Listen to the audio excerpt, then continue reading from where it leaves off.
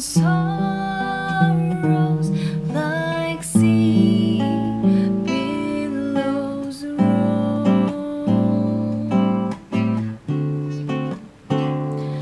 Whatever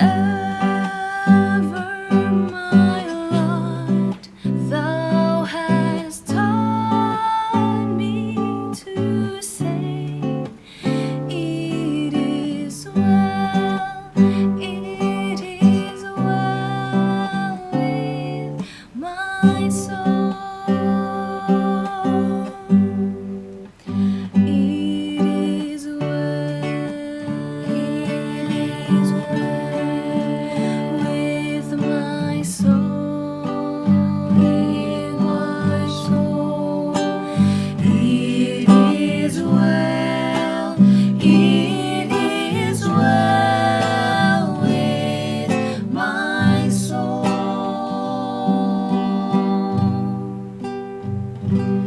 My sin, oh, the bliss of this glorious dawn. My sin, not in part, but the whole,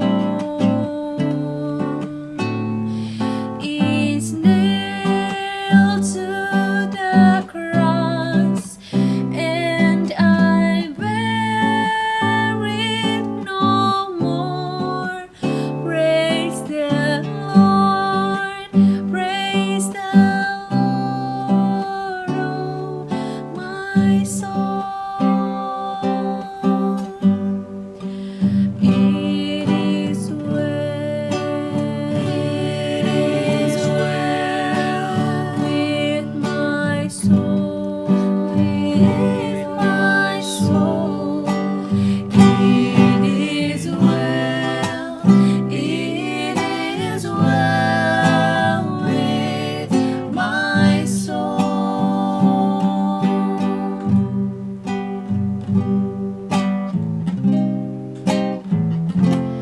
And Lord, haste the day when my faith shall be sight.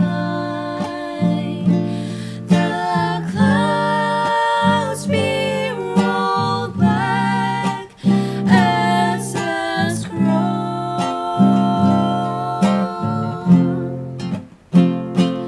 The trump shall resound, and the Lord shall descend. Even so, it is well with my soul. It is well, it is well with my soul, with my soul. It is well, it is well with my soul. Sing up to Jesus, it is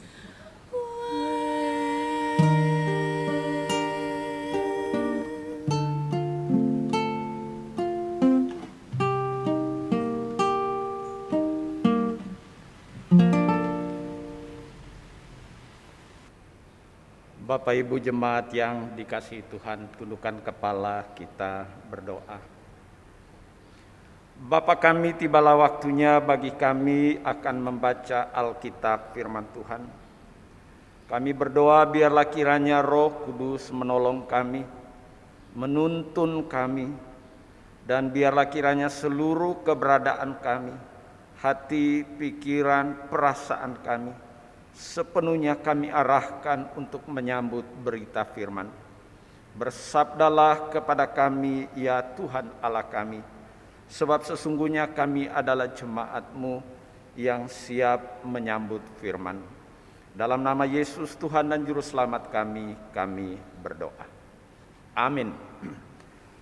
Pembacaan kitab suci pada hari ini dengan tema Andalkanlah Tuhan dalam segala sesuatu terambil dari kitab Nabi Yeremia pasal 17 ayat 5 sampai 10. Dengarkanlah firman Tuhan. Beginilah firman Tuhan.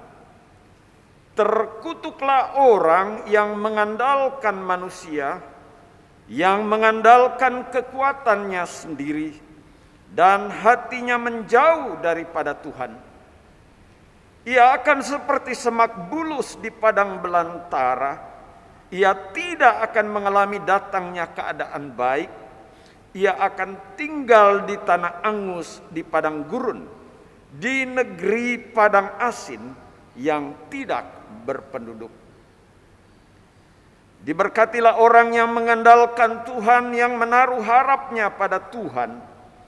Ia akan seperti pohon yang ditanam di tepi air, yang merambatkan akar-akarnya ke tepi batang air, dan yang tidak mengalami datangnya panas terik, dan yang daunnya tetap hijau, tetapi yang tidak khawatir dalam tahun-tahun kering, dan yang tidak berhenti menghasilkan buah.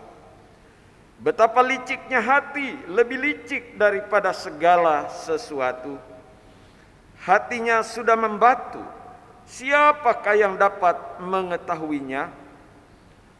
Aku, Tuhan, yang menyelidiki hati, yang menguji batin, untuk memberi balasan kepada setiap orang setimpal dengan tingkah langkahnya, setimpal dengan hasil perbuatannya. Berbahagialah setiap orang yang mendengarkan firman Allah dan yang memeliharanya. Firman-Mu Tuhan, pelita bagi kakiku dan terang bagi jalanku. Haleluya. Haleluya, haleluya, haleluya.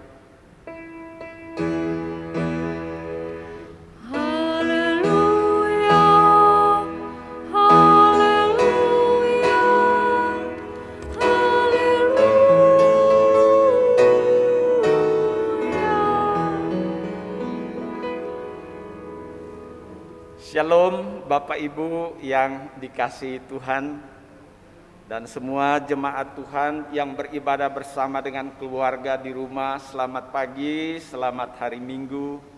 Tuhan memberkati kita sekalian.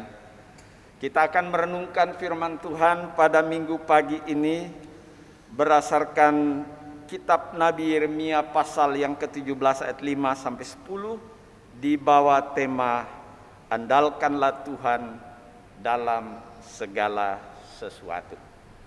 Sebelum kita membahas beberapa ayat dalam bagian firman Tuhan ini, mari kita melihat sedikit latar belakang dari teks berkaitan dengan seruan Nabi Yeremia ini. Bapak Ibu jemaat, kita pasti pernah membaca atau kita juga tahu Yeremia adalah nabi Tuhan yang melayani di Yehuda. Sebab pada waktu Nabi Yeremia melayani, kerajaan Israel telah terpecah menjadi dua. Ada kerajaan Israel, yaitu Israel Utara, dan ada kerajaan Yehuda, yaitu bagian Israel bagian selatan. Ia lahir dari keluarga imam yang ada di Anatot, kalau kita membaca dalam pasal yang pertama. Ia adalah nabi yang hidup melayani antara tahun 650 sampai dengan 580 sebelum Masehi. Dan ia menerima panggilan untuk melayani Tuhan Masehi.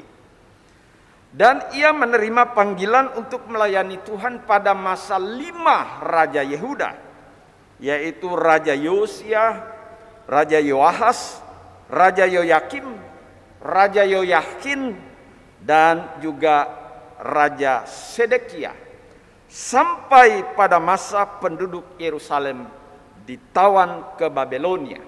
Itu kalau kita melihat dalam catatan kitab Yeremia pasal yang pertama.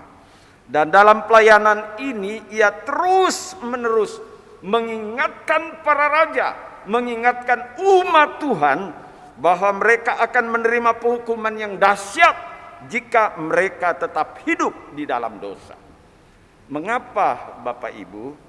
Kalau sekilas kita menyimak tentang 5 raja ini dalam kitab Raja-Raja, kita tahu Yosia masihlah melakukan apa yang baik menurut catatan 2 Raja-Raja pasal yang ke-23 ayat yang ke-32. Tetapi kemudian selanjutnya generasi yang memerintah berikutnya Yoahas, Alkitab mencatat dengan sangat tegas bahwa ia melakukan apa yang jahat di mata Tuhan. 2 Raja-Raja pasal 23 ayat 37. Begitu juga dengan yang berikutnya, raja berikutnya, yaitu Yoyakim. Lagi-lagi Alkitab menuliskan bahwa raja ini juga melakukan apa yang jahat di mata Tuhan. Menurut 2 Raja-Raja pasal 23 ayat 37. Lalu bagaimana dengan raja berikut, Yoyakin? Rupanya sama juga. Menurut laporan 2 Raja-Raja pasal 24 ayat 9. Bahwa Yoyakin juga adalah raja yang melakukan apa yang jahat di mata Tuhan. Nabi Yeremia telah berseru kepada para raja ini. Nabi Yeremia berseru kepada umat Tuhan supaya mereka berbalik kepada Tuhan. Tetapi mereka mengeraskan hati, dan sampai dengan raja terakhir pada masa Nabi Yeremia melayani, yaitu Raja Sedekia. Lagi-lagi Alkitab menuliskan dalam 2 Raja-Raja pasal 24 ayat yang ke-19. Raja ini lagi juga dicatat bahwa ia melakukan apa yang jahat di mata Tuhan. Bapak Ibu, kalau kita memperhatikan kitab Yeremia, mulai dari pasal yang kedua dikatakan Israel murtad kepada Tuhan.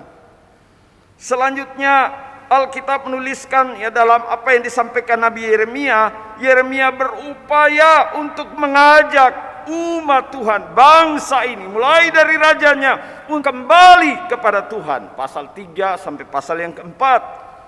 Jika umat tidak mau mendengar, maka akan terjadi ancaman dari utara. Itu dicatat dalam pasal yang keempat. Dan dalam pasal 5 sampai pasal yang ke-6, hukuman Tuhan serta malapetaka akan terjadi dan tidak akan dapat dielakkan jika mereka tidak berbalik kepada Tuhan. Tetapi Bapak Ibu, kalau kita membaca rangkaian cerita dari kitab Yeremia sampai dengan pasal yang kita baca, kita menemukan catatan yang sangat menyedihkan. Ya, bangsa ini benar-benar menolak firman Tuhan yang disampaikan Nabi Yeremia. Bahkan Yeremia yang berseru oleh karena mereka bukan hanya menolak Tuhan, tetapi juga kemudian menyembah berhala. Jadi ketika Yeremia menyerukan akan ada malapetaka, akan ada hukuman, akan ada sesuatu yang begitu berat yang akan mereka alami, yang akan diperhadapkan kepada mereka jika mereka tidak berbalik kepada Tuhan. Tetapi yang terjadi ialah mereka mengandalkan kekuatan mereka ketika mereka tahu bahwa ada bahaya, ada ancaman. Padahal kita tahu itu terjadi oleh karena Tuhan sedang mengingatkan mereka supaya berbalik kepada Tuhan Allah. Tetapi merespon masalah itu, mereka mengandalkan diri mereka. Tapi yang lebih bahaya lagi ialah mereka menolak firman, tetapi justru berbalik menyembah berhala dan kemudian meminta pertolongan kepada Mesir. Yang mereka andalkan diri mereka, yang mereka andalkan adalah manusia dengan kekuatannya yaitu Mesir. Dan lebih celaka lagi, yang mereka andalkan ialah berhala yang disembah oleh bangsa-bangsa. Padahal Yeremia berseru supaya mereka berbalik kepada Tuhan. Tetapi justru sebaliknya, Yeremia berseru mengingatkan mereka akibat dosa akan terjadi keruntuhan atas Yerusalem dan akan ada derita dan pembuangan. Tapi sebaliknya Bapak Ibu, kalau kita membaca kitab Yeremia, betapa menyedihkannya. Yeremia pun mereka aniaya. Yeremia pun mengalami derita karena menyerukan nama Tuhan.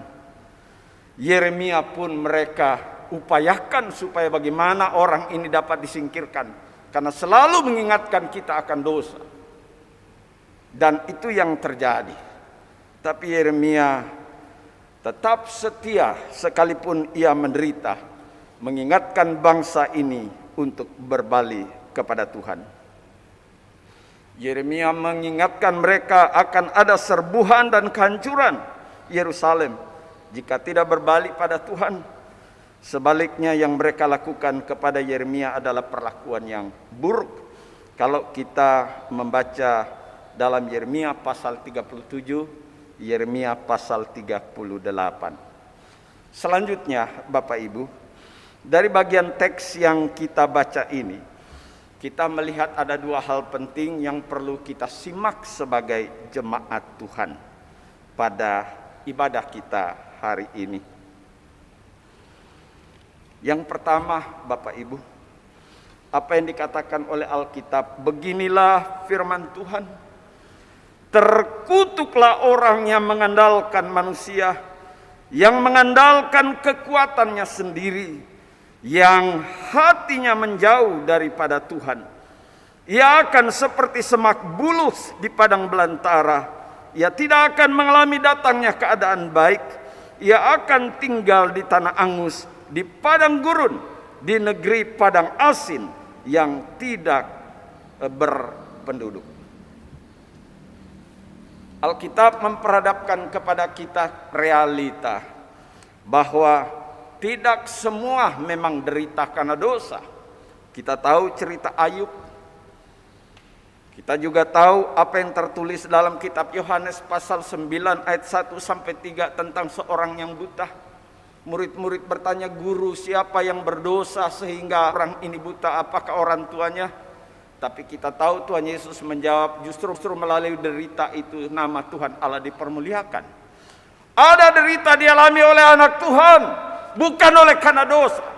Tapi Alkitab membukakan ada derita yang pasti diperhadapkan kepada anak Tuhan oleh karena dosa, pemberontakan, dan tidak mau mendengarkan seruan Tuhan. Ada derita oleh karena dosa, tapi ketika dosa diingatkan, ditegurkan, yang mereka andalkan adalah kekuatan diri sendiri, berpaling kepada kekuatan manusia, bahkan kemudian menyembah Allah.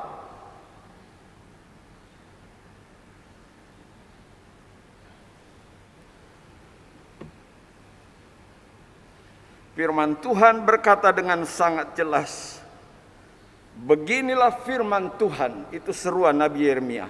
Terkutuklah orang yang mengandalkan manusia, yang mengandalkan kekuatannya sendiri, yang hatinya menjauh daripada Tuhan.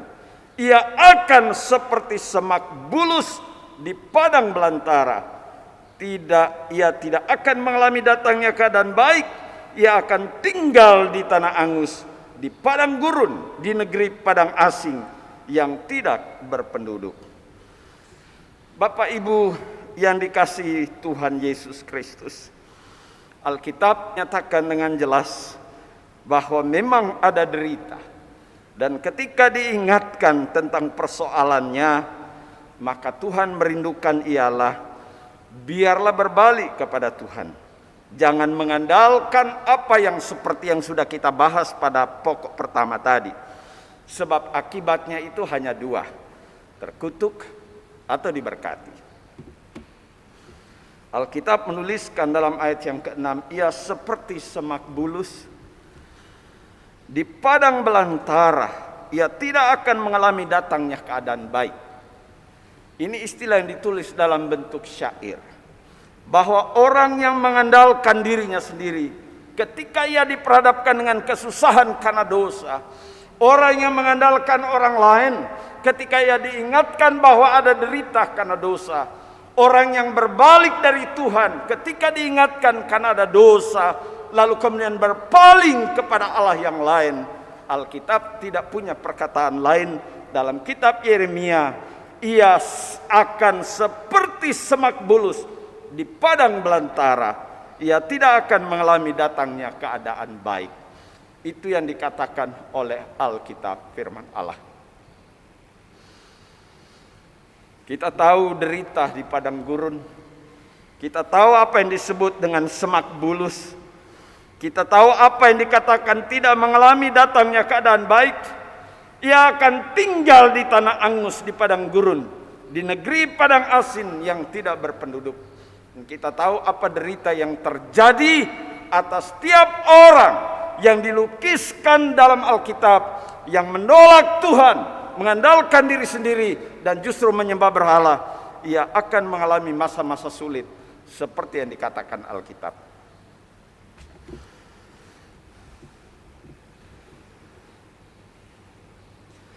Bapak Ibu, teks ini berkata kepada kita sekalian dengan sangat jelas dan terang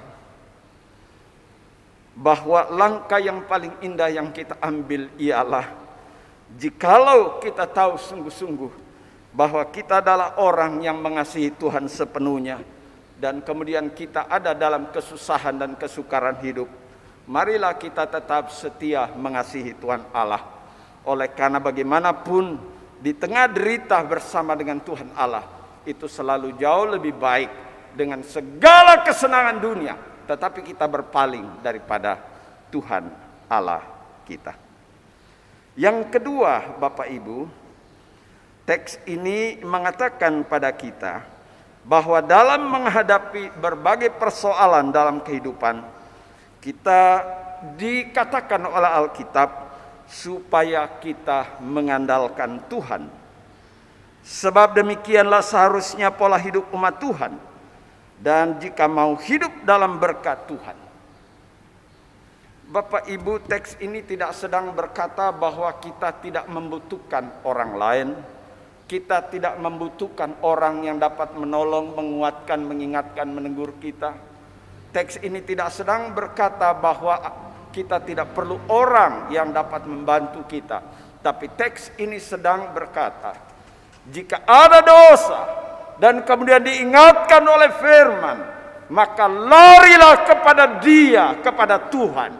Jangan merasa bahwa kita dapat menghadapi semua persoalan ketika persoalan itu terjadi oleh karena kesalahan kita di hadapan Tuhan Allah.